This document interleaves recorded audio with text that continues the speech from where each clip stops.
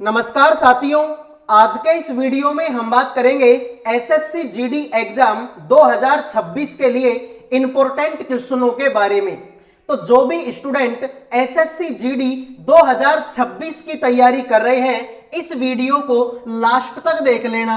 आज के इस वीडियो में काफी सारे बेस्ट से भी बेस्ट सवाल आपको करवाने वाला हूं, जो कि तुम्हारी एसएससी जीडी एग्जाम में आप लोगों से पूछे जाएंगे। तो वीडियो को लास्ट तक देख लेना, पसंद आए तो लाइक कर देना, चैनल को सब्सक्राइब कर लेना मेरे भाई।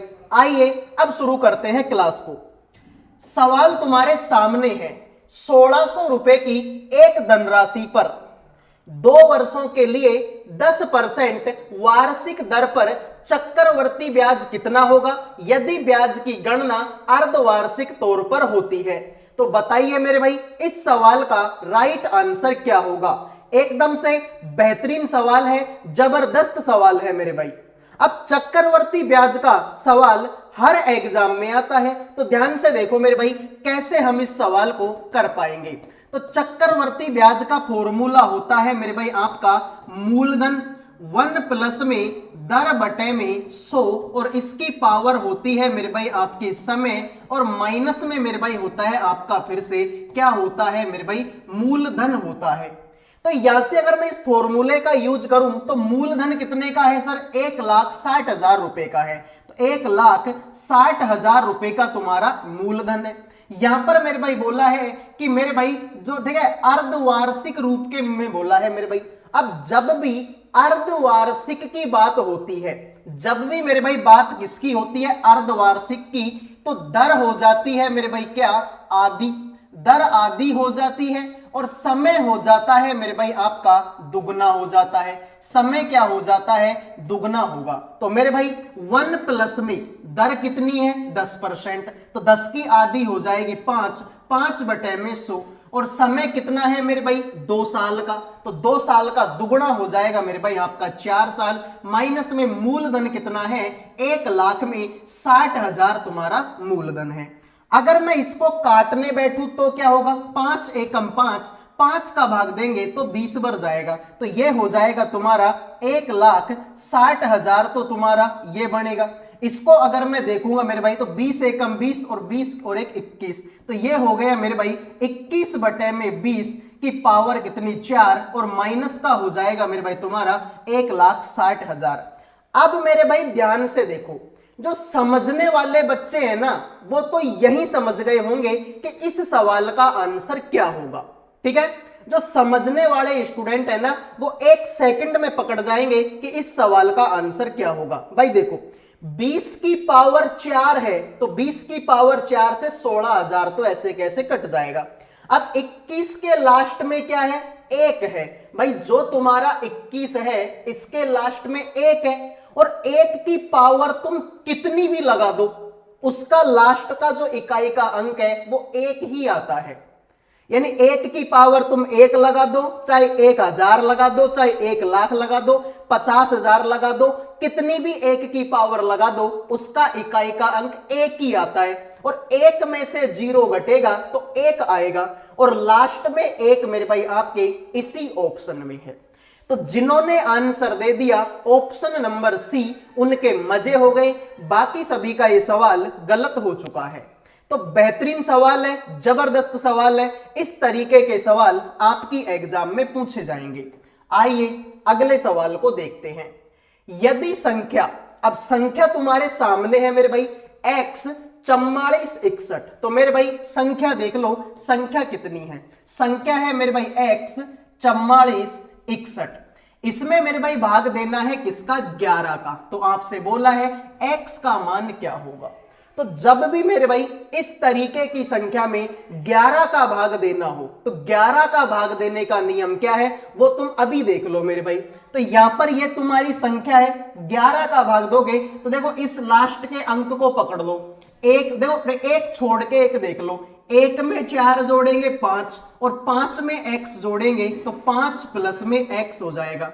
फिर जो छोड़े थे उनको देख लो, 6 और 4 कितना हो जाता है मेरे भाई आपका 10 हो जाता है। तो मेरे भाई अब इसमें 11 का भाग जाता है, मतलब मेरे भाई इन दोनों का जो अंतर है वो या तो 0 होना चाहिए या 11 का कोई मल्टीप्लाई होना चाहिए, जैसे कि 11 एकम 11, 11 दूना 22, 11 तिया 33, 11 चौके 44। तो या तो इनका -0 आना चाहिए या 11 का कोई मल्टीप्लाई आना चाहिए। तो मेरे भाई 0 आ जाएगा। तुम देखो 5 लिख दो।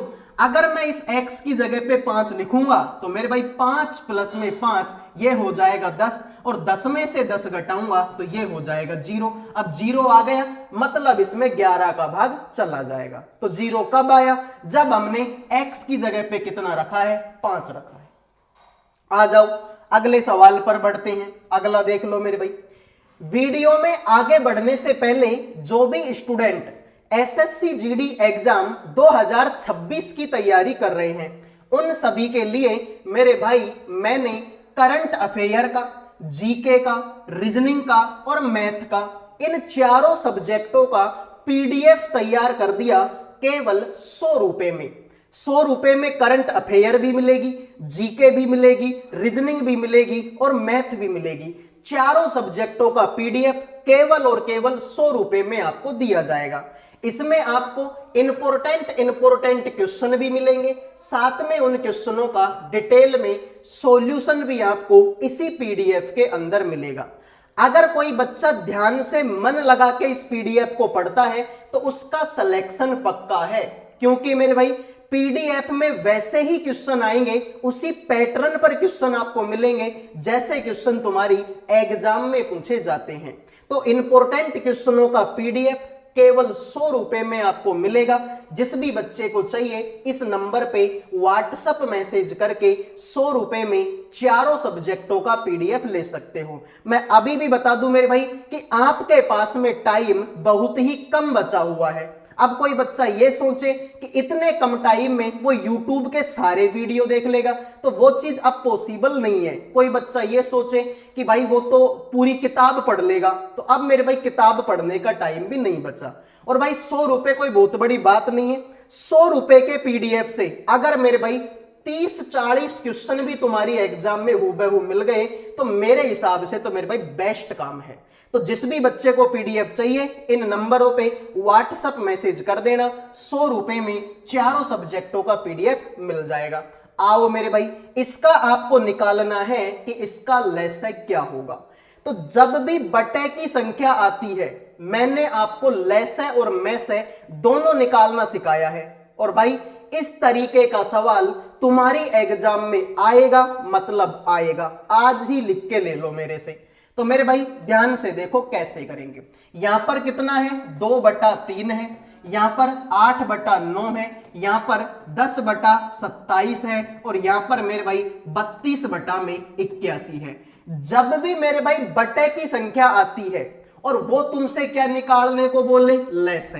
तो जब भी बटे की संख्या आए और वो लैसे निकालने की बोले तो ऊपर की संख्याओं का क्या निकालते हैं? ऊपर की संख्याओं का लैसे निकालते हैं। और नीचे की संख्याओं का क्या निकालते हैं? नीचे की संख्याओं का मैसे निकालते हैं। तो ये मेरे भाई 100% सही है कि जब भी वो लैसे निकालने की बोले ना तो ऊपर की का लैसे निकाल दो, नीचे की का मैसे निकाल दो। और अगर वो मैसे निकालने का बोले तो ऊपर की का मैसे निकाल दो, नीचे की का लैसे निकाल दो, बस। यानी कि जो पूछता है लैसे की पूछे तो ऊपर वाली का लैसे निकालो, अगर वो मैसे पूछे तो ऊपर वाली का मैसे निकालो। तो यहां पर लैसे पूछा है। अब इन सब का मेरे भाई बताना लैसे क्या होगा।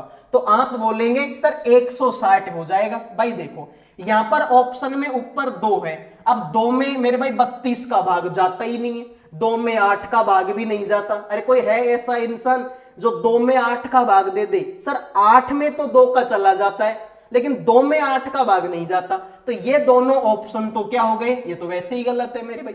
अब ध्यान से देखो, तो ऊपर तो 160 फिक्स है, अब नीचे देखो 3, 9, 27 और 81।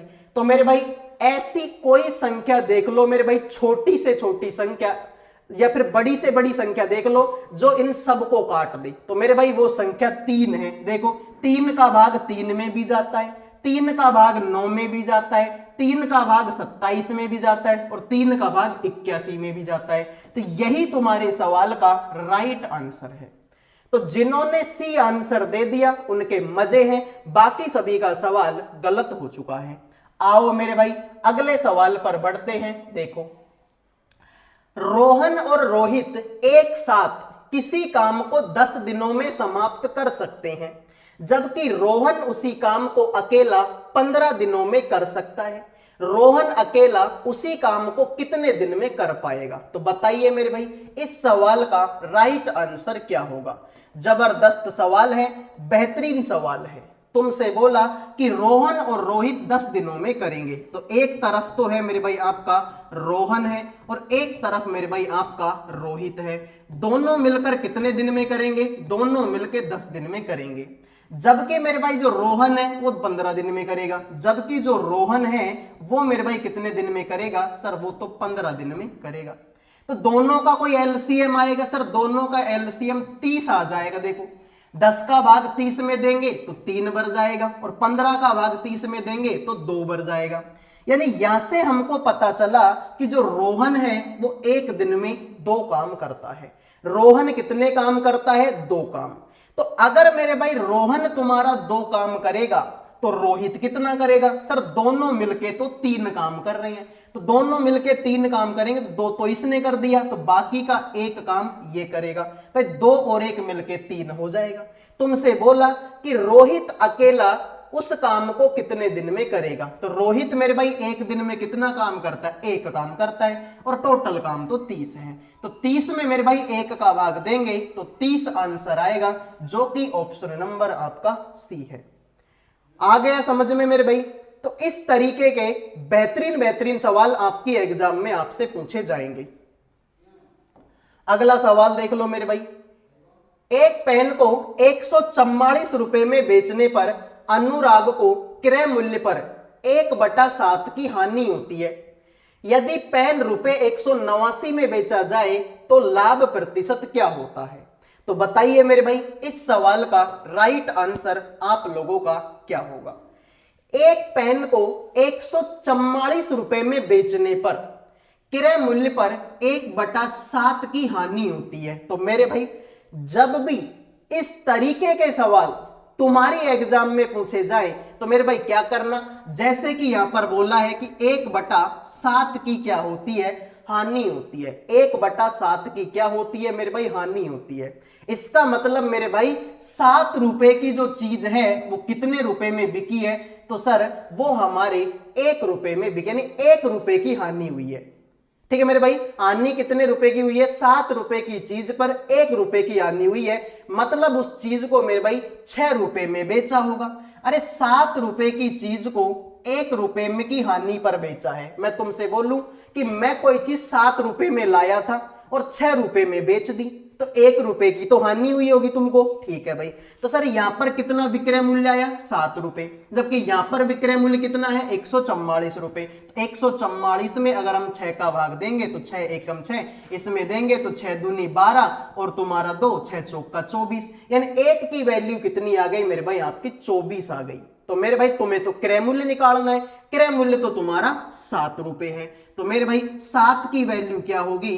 24 मल्टीप्लाई में 7, तो आंसर आएगा 7 चौका 28 का 2, 7 दूनी 14 और 2 16, 168 रुपए। तो अब ये बोल रहा है कि 189 रुपए में बेचने पर कितना लाभ होगा। तो 168 रुपए की चीज को 189 में बेचेगा, तो 189 रुपए में बेच रहा है 168 रुपए की चीज को, तो आप बोलेंगे 21 रुपए का क्या मिलेगा? सर 21 रुपए का तुमको लाभ मिलेगा। कितने रुपए की चीज पर?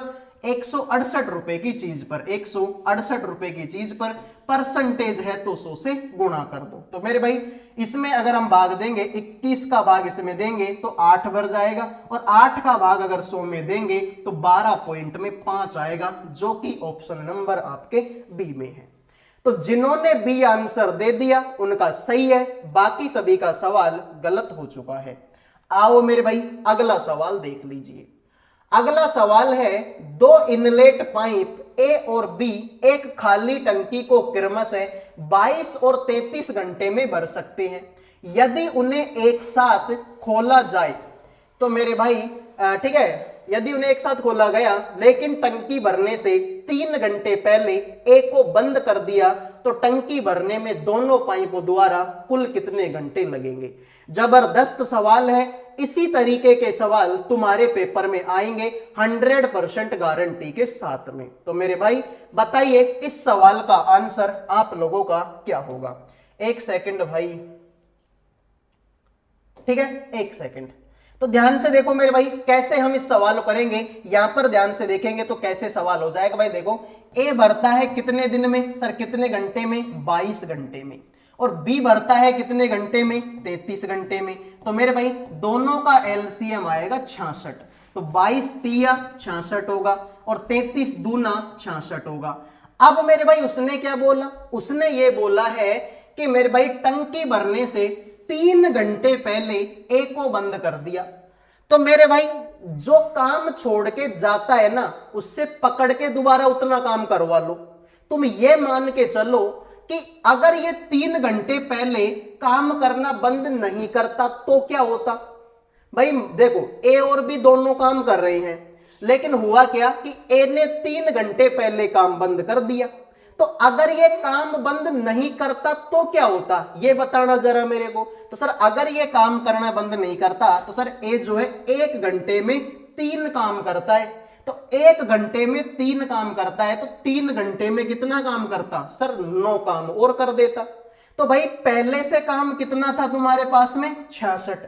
अगर ये काम करना बंद नहीं करता तो ये 9 काम और करता। तो 9 काम इसमें और जोड़ दो तो आंसर आएगा तुम्हारा 75 आएगा। ठीक है मेरे भाई, आंसर कितना आएगा, 75 आएगा। अब इसने बोला कि टंकी भरने में दोनों पाइपों द्वारा कितना समय लिया। तो मेरे भाई 3 और 2 को जोड़ेंगे तो 5। तो 5 का भाग इसमें देंगे, 15 5 का 75। तो राइट आंसर ऑप्शन नंबर तुम्हारा डी होगा। आइए अगले सवाल पर बढ़ते हैं। विपरीत दिशाओं से आ रही 152.5 मीटर और 157.5 मीटर लंबी 2 रेलगाड़ी एक दूसरे को 9.3 सेकंड में पार कर देती है। तो दोनों गाड़ियों की संयोजित प्रति घंटा, ठीक है मेरे भाई, ठीक है, प्रति घंटा चाल बताओ मेरे भाई कितने। ठीक है भाई, प्रति घंटा आपको चाल निकालनी है। ठीक है भाई, इनकी आपको क्या निकालनी है, चाल निकालनी है।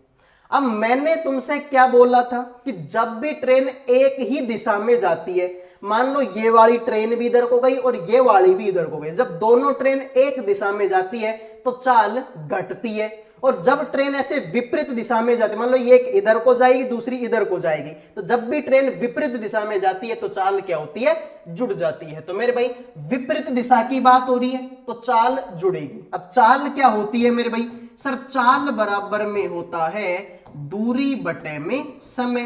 तो दूरी बटे में समय की बात करेंगे तो भाई देखो दूरी कितनी है, 152.5 की तो ये है, 157.5 की ये है। तो 152.5 प्लस में 157.5 और मेरे भाई समय कितना है तुम्हारा, 9.3 सेकंड का।